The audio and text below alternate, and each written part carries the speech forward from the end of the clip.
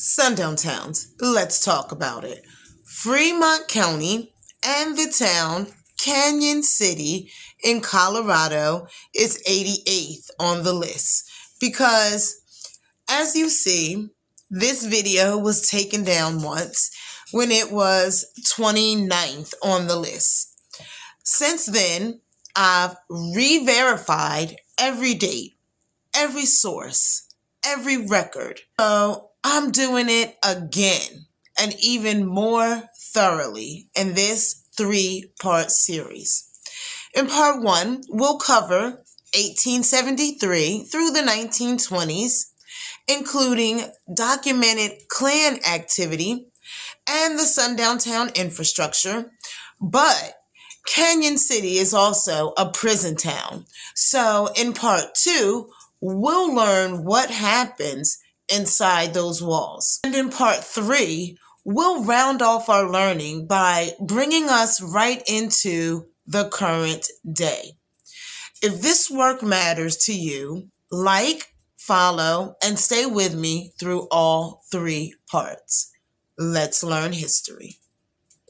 As early as 1873, newspapers were already circulating rumors about the prison here. One article described a black man jailed for a minor offense who spoke about pure torture happening inside those walls. But that wasn't the whole story. By the 1890s, we see our beautiful ancestors, families like the Townsends, living in Cañon City. By the turn of the century, black children were attending Washington Elementary School, but our numbers were so small that formal school segregation didn't make sense yet, but housing was a different story. That was already happening. Step 1 in the trifecta of a Jim Crow Sundown Town infrastructure: segregation. By the turn of the century, a curfew had been established, and our ancestors knew better than to be caught outside in the dark in Cañon City. In 1902, newspapers reported that black laborers were brought to Cañon City to work, but local white residents didn't like that. And by September of 1903, every one of our ancestors had been fired, sent back to Missouri and Tennessee, and replaced with white workers. In 1904, newspapers reported that black residents were ordered out of Coal Creek in Fremont County. But despite that, our ancestors made our community safe. In 1907, the curfew was still in effect, and according to the newspaper, our ancestors knew to be inside by the sound of the curfew bell. By 1908, our ancestors owned hotels and homes, and in 1912, our ancestors came from all over to Cañon City to celebrate Emancipation Day. Families like the Span family were making a name for themselves too, but progress didn't go unchallenged, and in 1914, a mob attacked the jail in an attempted lynching. By 1918, public debates erupted over whether black and white children should remain integrated in schools. In 1920, Mount Olive Church became our safe space because by the 1920s, the Klan was heavy in Cañon City. And when the Klan runs the county,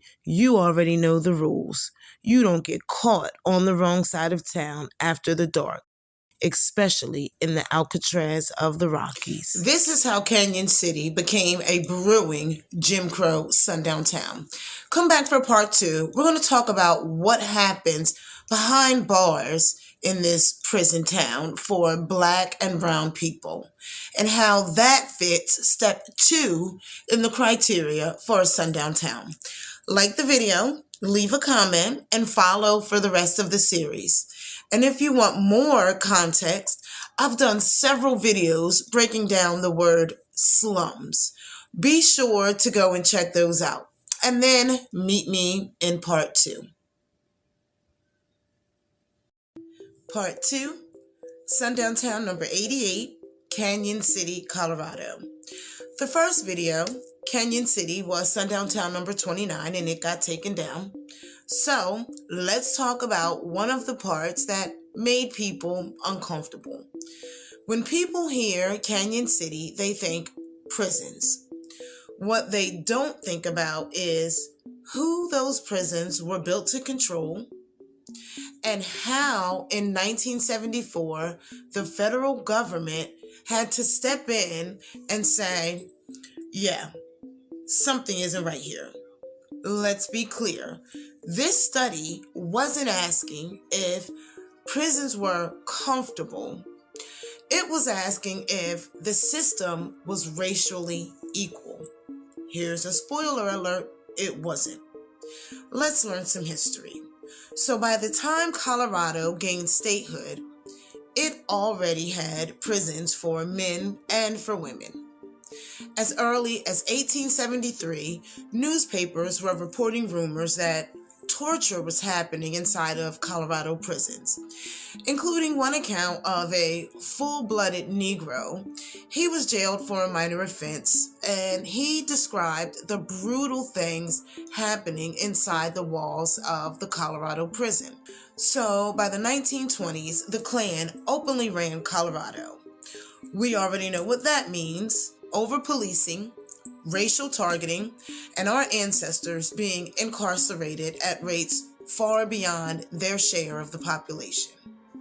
In 1904, a newspaper article tells us that we were, quote, "they're out of proportion." So if we fast forward to 1974, the United States Commission on Civil Rights launched a federal investigation into Colorado's correctional system. Not speculation, not opinion, a federal report. And since Cañon City functioned as the prison capital of the Rockies, yes, Colorado's Alcatraz, this town was central to that investigation.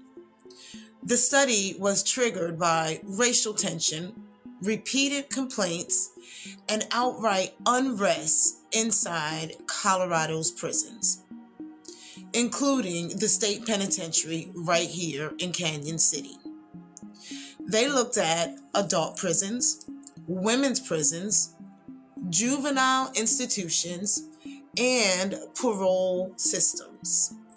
They talked to administrators, guards, incarcerated people themselves, and what they found sounded real familiar, especially inside a Klan-run Jim Crow Sundown Town Infrastructure.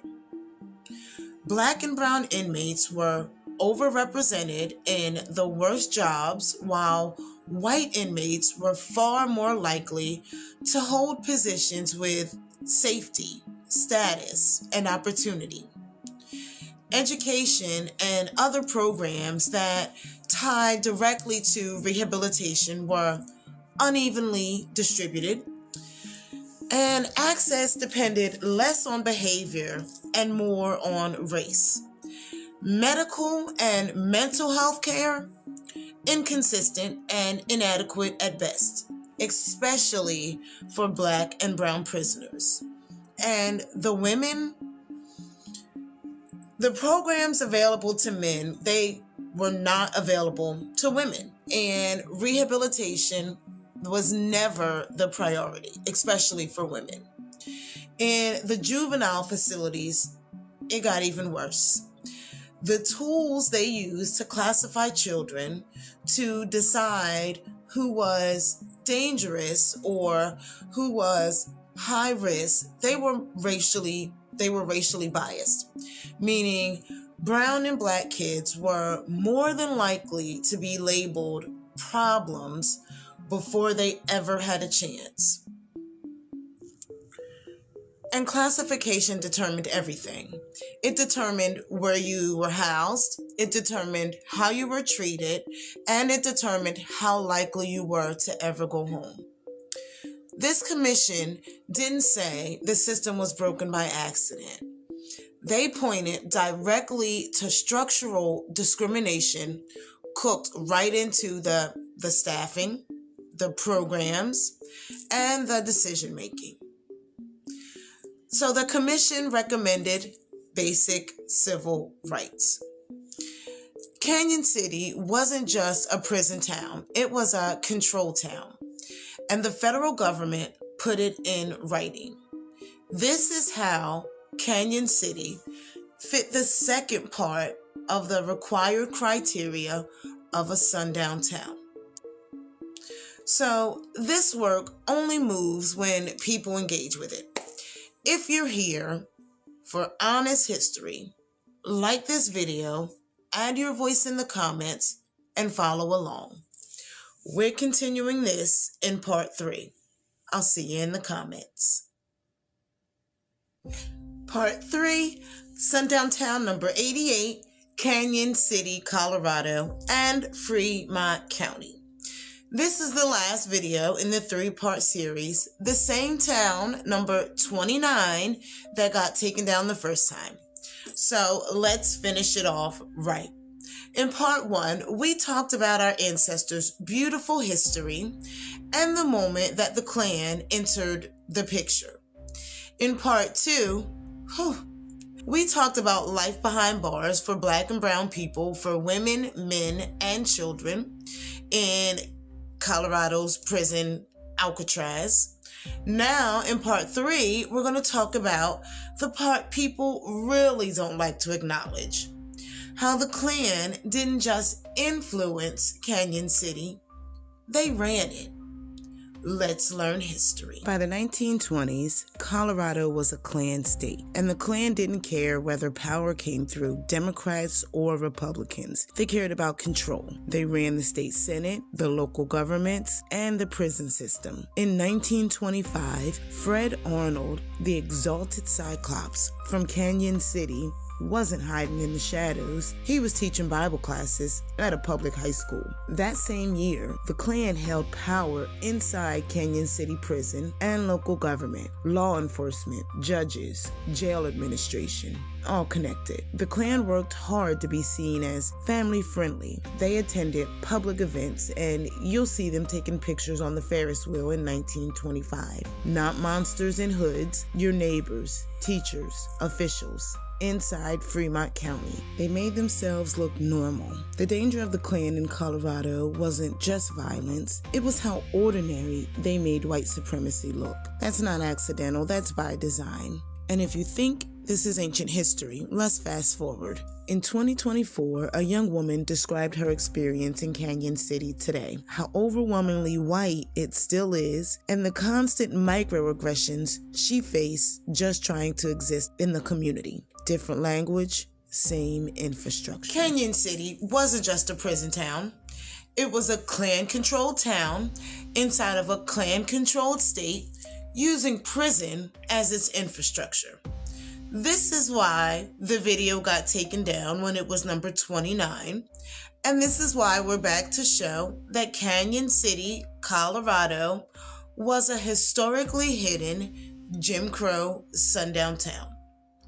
If this added context you didn't have before, support the work, like this video, share a first-hand account about this place, past or present. Tag a few folks in the comments and let's have this conversation. Let's learn together.